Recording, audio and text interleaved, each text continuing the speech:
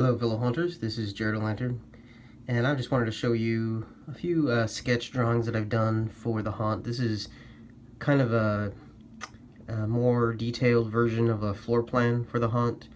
I decided this year to do almost kind of like a storyboard for each scene or each setting for the haunt.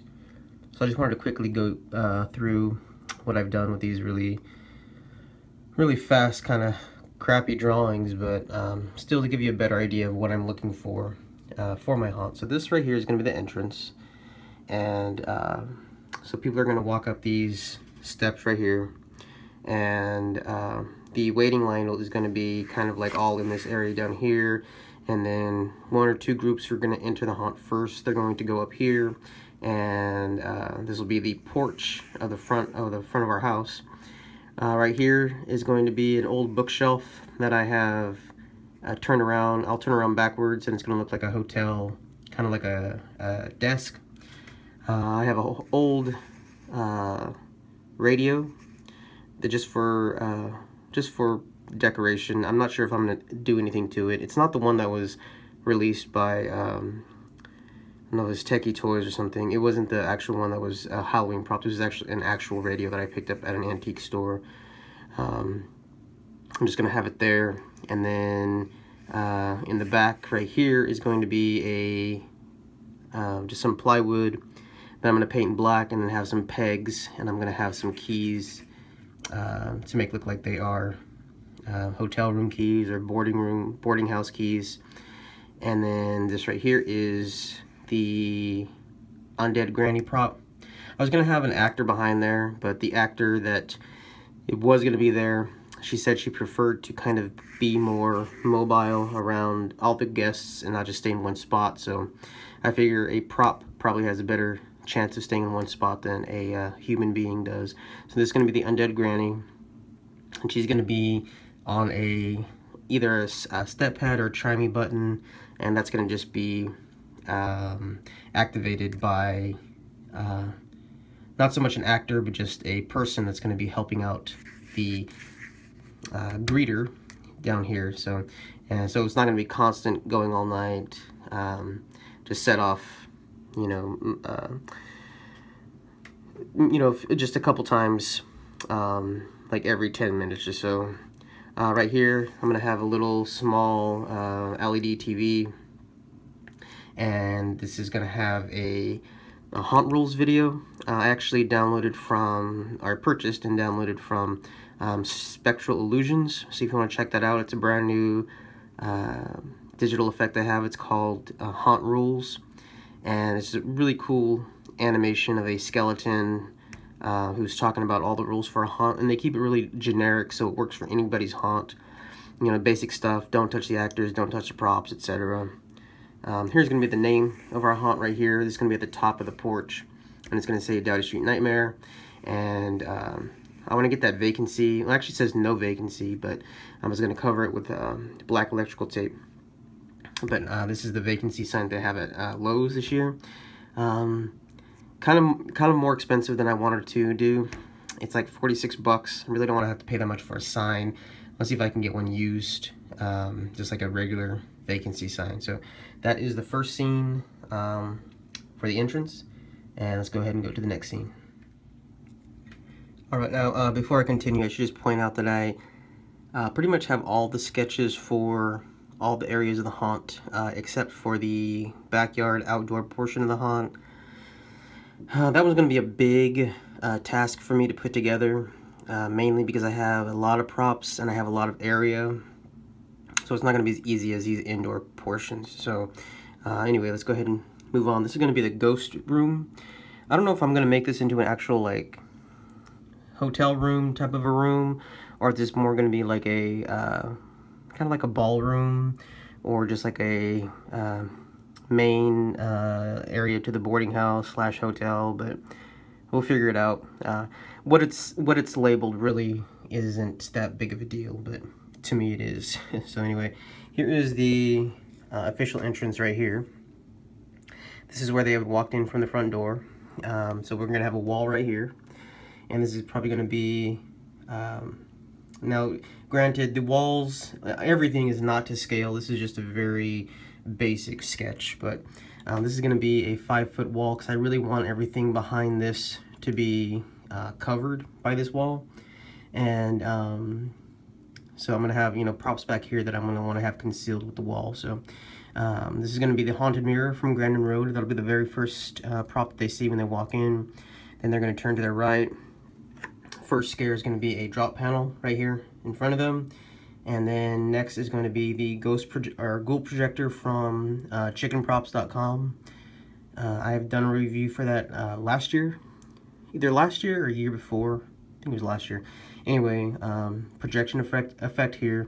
I have an old trunk that, you know, people used to travel with way back in the day, and he's going to kind of be peering out of it, so I thought that was kind of a cool effect.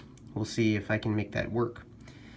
Next, they're going to go to the standing ghost girl. This is the one that was available from a few different places. Again, I've done a review for this. It was Grandin Road. Who else? I think Oriental Trading had it, but it's a very common prop, just a static prop. Her eyes glow red, and I actually saw a picture of this, and I'll go ahead and insert it right here.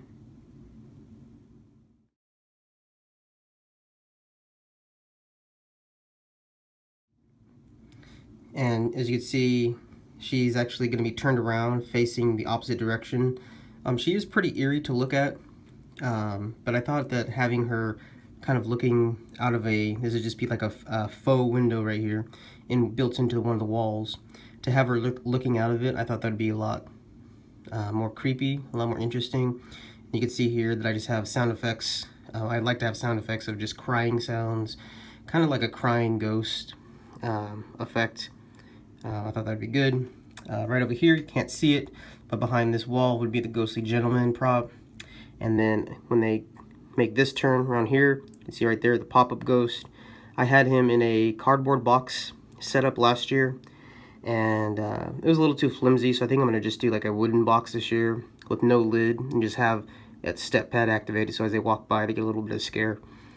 And then after that, right above them will be the Distortions Unlimited ghost girl in the rocking chair.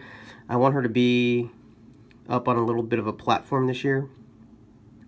She worked really well with kids because she is low to the ground, but I had a lot of taller adults, well, taller kids for that matter, and I think I'm going to put her like on a little bit of a platform, just a makeshift box to have her sitting on top of, and then that'll be ultimately the last prop and the last scare.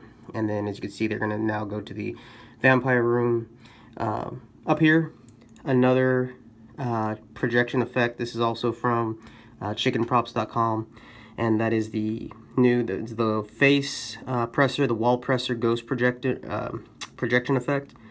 If you haven't seen that video, definitely check it out, and I'll be doing a review on that as well. But a very cool effect from Chicken Props.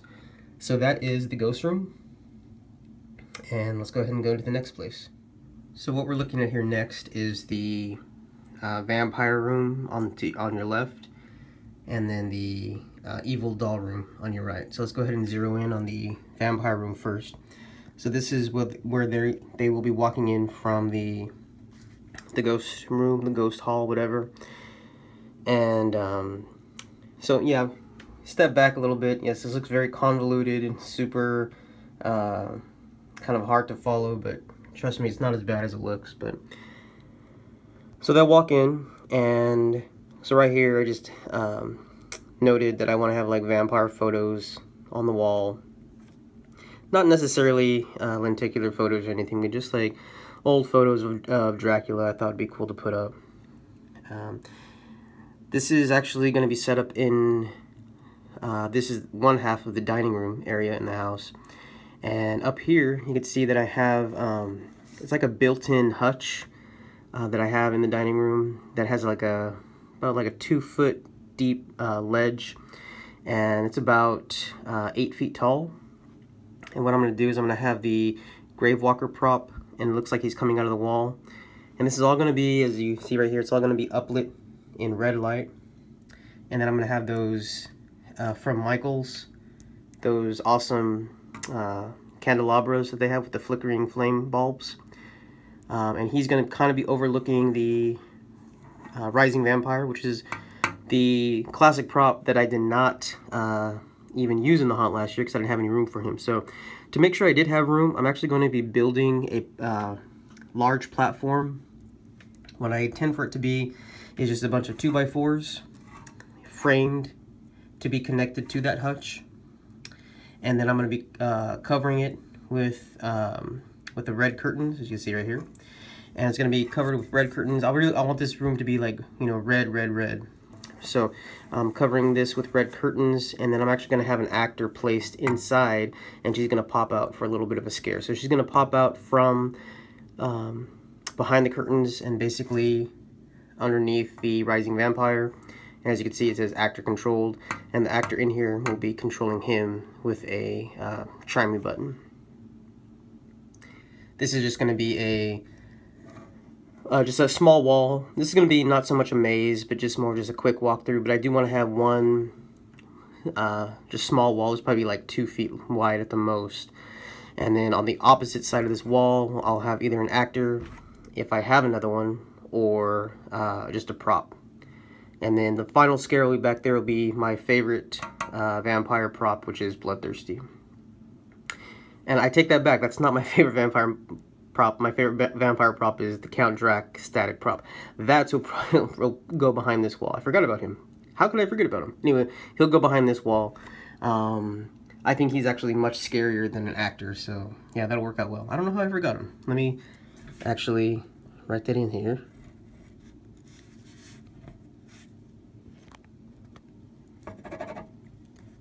Ooh, and it's red. That works out. Count Drac. How could I forget him? So he'll go behind that wall. Perfect. Thank you. All right. So from there, Bloodthirsty will be the final scare in the vampire room. Then they're going to go into the evil doll room. This will be just a couple small walls here. Probably a 2 foot, and then a 3 foot, and then another 3 foot right here. Up ahead, they'll see the ghostly go-round prop, which I do not have yet. I do plan on getting that within the next couple weeks. Trying to see if I can get the best price on it. I think the websites that I've seen is about as cheap as it's going to get at this point. So before the prices do go up closer to October, I'm going to go ahead and pick it up for how much they're selling it for now. I hate the sound effects for that prop. I know a lot of people do. I'm in total agreement, but it's a really cool looking prop. And then right here, you can see I just pointed out that I want to have shelves all along these walls with dolls, just static dolls. They don't really do anything.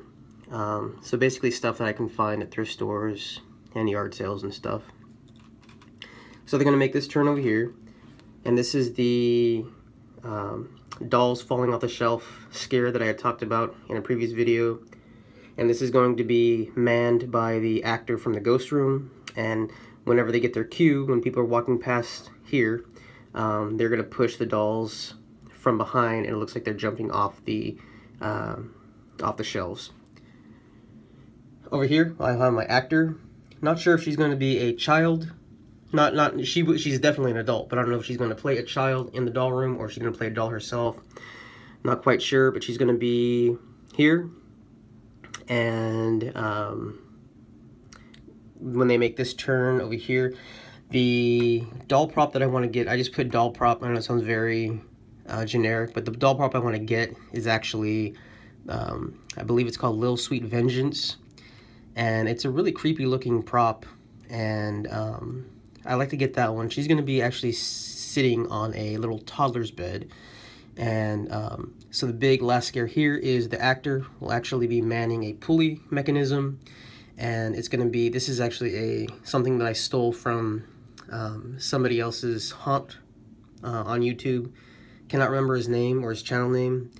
But anyway, it's just a pulley system, and when this gets dropped, there's a bunch of chains and metal pieces, and it just makes a loud, startling noise. And then I want to get those letter blocks that kids play with, and I just want it, I don't know, this probably won't play too well, but it'll be a small little detail, but I just want the blocks to spell out "get out."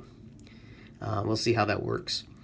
So, and the pulley system will basically go over the wall. It'll be connected to the actual house wall, but it'll go over the prop set wall, and then the mechanism will drop down right above the doll prop who will be on the bed.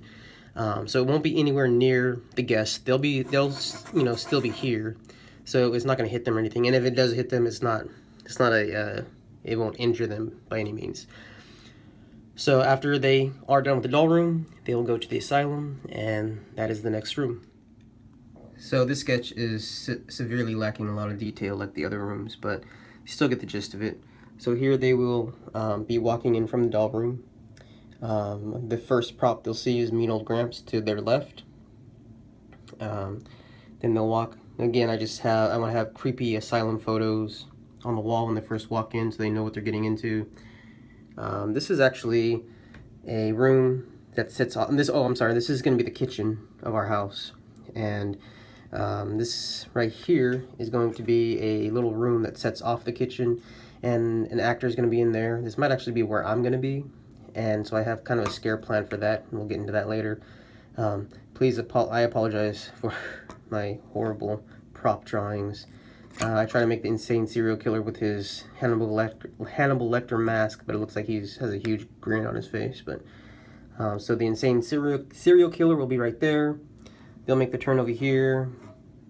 The static maniac prop, who looks from my drawing like a guy who's trying to scratch his own back, he'll be there. Behind this wall will be the wheelchair psycho. And by the way, anytime I say wall, these are all prop walls that I'm building. So if you saw my previous video of how I'm building my walls, these are the walls. These are not walls that exist in my house. These are walls that I'm building. So big open area over here. And I am almost certain that this area is much smaller than what I anticipate it to be. That's why I didn't put too much here. All I have is Spasm here. He's going to be in the corner. But, I mean, from this drawing, it looks like it's a huge space, and it really isn't at all. So then they're going to enter into the other half of the kitchen, which is going to be the Evil Scientist lab. Evil Scientist prop is going to be set up over here. You can't see him because he is behind the wall. And then they'll next come up on the convulsing nurse. Not sure if I'm going to have her set up to the first aid box this year. I had her set up with that last year, but it just didn't really function as well. It becomes a very sluggish process to have the guest push the button, wait for the wait for the box to pop open, and then for the prop to do its animation. I think I'm just going to put her on a step pad this year, honestly. But so then we're going to have them come around here. I'll have an actor set up on the opposite side of the wall where the Evil Scientist was. Not sure exactly what her I know who the actor will be, but I'm not sure who what the character will be. So we'll talk about that later, and that'll be the final part, and then they will go into the spider room. And so here is the next portion of the haunt, and this will be the spider room. And I'm looking forward to putting this room together, mainly because I am deathly afraid of spiders. So I know what scares me, so hopefully that also scares others. And this will be, I forgot to put the arrow, but this is them coming out of the Evil Scientist room. They're going to walk under a wooden frame tunnel, very similar to the one that I'm be making for the vampire room. And this one, they'll be walking under a bunch of spider webs and a bunch of hanging spiders. And I don't want to use the typical, cottony spider webs that you can buy literally everywhere. I want to use beef netting, which is like a new thing that I've heard. Maybe old thing to you, new for me. Apparently there's something called beef netting that makes great spider webs, so I'm going to try to use those. I do have the webcaster gun that I still need to do a review on, but for this particular portion, I'm going to use beef netting.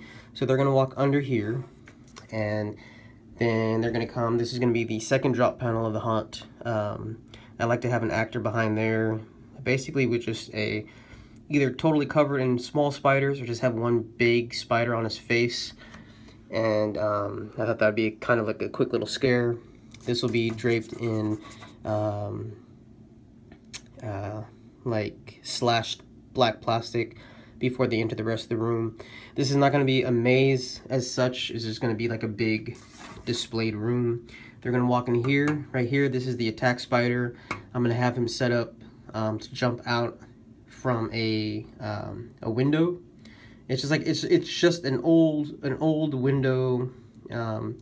It's not a window in the house. It's just like an old prop window, basically. And I'm gonna have him at the dollar store. They actually have like those fencing with the spiders on. I'm gonna have those around it. I don't really want to do that, but he is super fast in his violent thrust that I don't want him to hurt anybody. So I'm gonna have him blocked off. I have all these shelves, and I'm just gonna have a lot of spiders that I have hanging. This is the black skeleton spider from Grandin Road. This is a kind of a prop that I'm in the middle of making. It's basically just a spider victim in bed. It's going to be a latex foam-filled head, and he's going to be basically covered in spiders. Going to be in bed under a blanket. These are foam tubes I'm going to have on the ground, basically just hitting people's legs to freak them out. Over here, I'm going to have air whips. I'm not getting ones from Fright Props because I can't afford like 600 freaking bucks. So I'm going to try to do it on my own with an air compressor. We'll see how that works out. Over here I have kind of like this actually is part of the house, and it's like a faux window type of a thing on the wall. And I'm going to have the spider projection effect from Atmosphere Effects, and that's going to be projecting onto the wall to make it look like spiders are crawling out of the wall. Right here, I just have fishing line hanging from the ceiling, touching people's faces. Bunch of other hanging. I have tons of hanging spider props this year that'll be part of this room. I got those little spider silhouette things I'm gonna have on either side of the window from the door. And as you can see from here, they will go to the courtyard. And I do have actually one sketch from the outdoor part of the hunt, so we'll get to that right now. So this is them coming out of the spider room, and this is basically them coming onto the porch. And this will be the entrance to the haunted courtyard area. I call it the Courtyard Landing. And so they'll walk out here. This is a porch that's about well, the railing is about 6 feet off the ground, basically. And I just want to create a little platform with artificial grass here. And then I'm actually have those sinking garden heads from Grandin Road. They're currently en route to me. And just do a quick little graveyard scene with tombstones. I'll have fog coming in from this way, possibly fog coming in from that way. On this opposite side over here, I'm going to get some creepy eyes. I would love to get an actor to be a scarecrow just sitting up here. We'll see about that. As for the eyes, I've used those creepy peepers or whatever they're called, but they can be really not scary at all. They're just kind of more, I don't know, funny.